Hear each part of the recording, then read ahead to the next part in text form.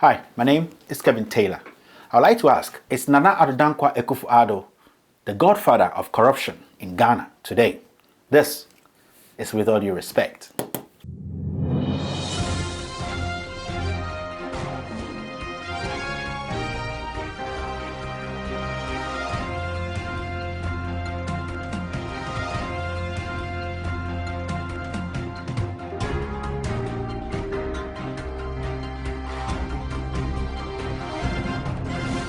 With all due respect, if you are a fan of movies, then I will urge you to go watch the most talked about movie of all time, The Godfather.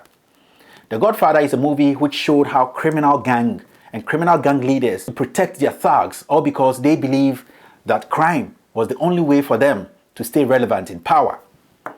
I'm seeing the same scenario play out in President Akuffo Addo's presidency. Today in Ghana, appointees like Charles Bissau, who was caught pants down taking bribe on camera, has been added to the tall list of criminals that the godfather of corruption, Nana Addo Akuffo Addo, is keeping in his government. Since Akuffo Addo became president of this near nation, Ghana, every scandal that has hit his government directly or indirectly has been linked to him. These are facts, and I don't need permission before talking about them.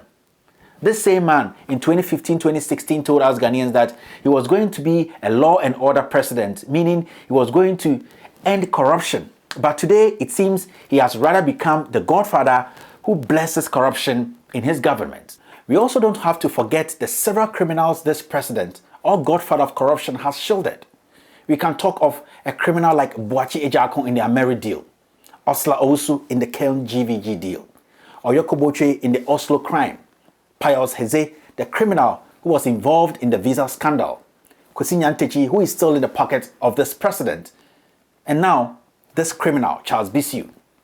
All these and many more have been linked directly to this president. Why am I not shocked at the corruption and crime happening under the leadership of Nana Addo Akuffo Addo?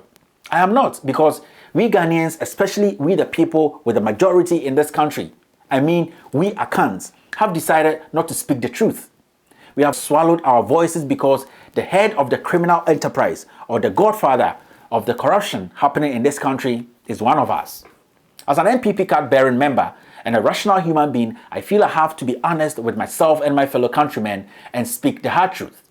We Akans are hypocrites to the core. Yes, we are hypocrites to the core. And if we say we love our nation, then we should be honest, bold, and sincere with ourselves and tell ourselves that Nana Addo Akuffo Addo is a failed, corrupt leader who is clueless and dishonest. With all due respect, my fellow Ghanaians, until we put aside our stupid political and tribal hypocrisy and speak against this president and this group of criminal or thugs like Charles Bissau, we will live to regret one day. If what is happening today had happened during John Mahama's era, hell would have broken loose. The so-called senior journalists, the kings, the chiefs, the clergy, the civil society and opinion leaders would have shredded the past government into pieces. They would have gone ahead and organized series of press conferences and demonstrated, all because the leader then isn't part of us. This is the hard truth, and I will say it over and over again. Today, out of shame and hypocrisy, we Ghanaians even find it difficult to blame Nana Addo Akuffo Addo for the serious crimes he is involved in.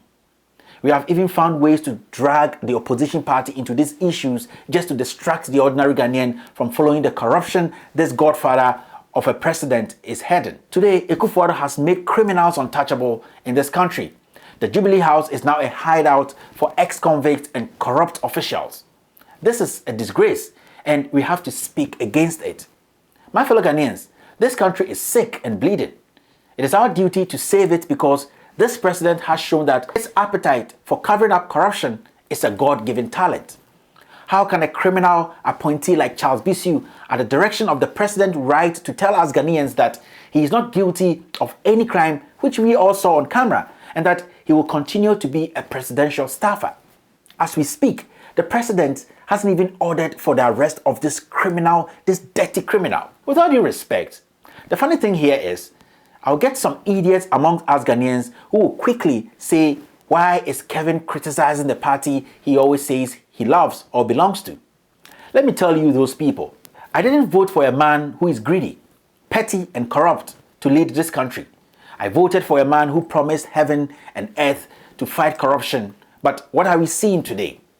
I voted for a man who said he was going to build 350 schools in less than 2 years. Now, where are the schools? After 3 years. I voted for a man who said the infrastructure done by the past government was just a joke and that he was going to build more and also continue what the past government couldn't finish. As I speak, I can't point to even a chicken cage. I voted for a man who said he was going to make sure the cedi becomes one of the strongest currency in African history. Now, I ask, how is the cedi performing against the dollar? I voted for a man who said he was going to create jobs for the youth. Now, where are the jobs? I voted for a man who said the former president had one family member in his government, so it was nepotism. What do we see today? Over 40 family members, and you want me to be quiet about it? I'm sorry, I am not a fool. With all due respect, I am a human who has brains to think. I am not stupid and a hypocrite filled with tribalism. I am also not a fool to accept empty promises after I was promised heaven.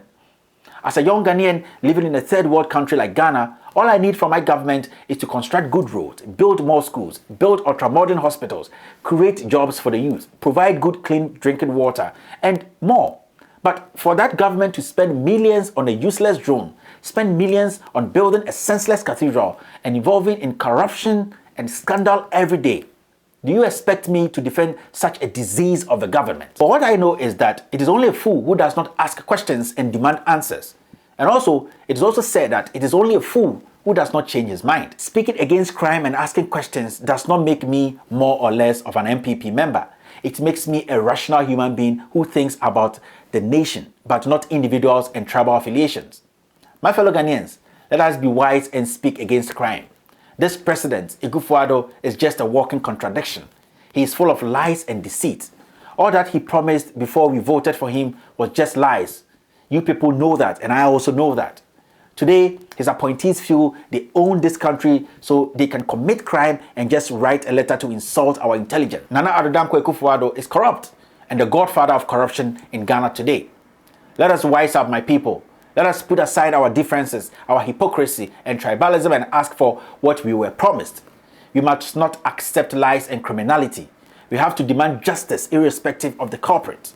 Charles Bissau and other appointees of this greedy, corrupt president must be made to face the law. We can pretend as much as we want, but the fact still remains that this president and his government are bad news. We have the power to make our voices heard today, because these same voices will liberate the young generation from becoming slaves in their own home. My fellow Ghanaians, this is not the time to be playing political and tribal cards. This is the time to save our nation. My name is Kevin Ekobedu Taylor, and this is With All Due Respect.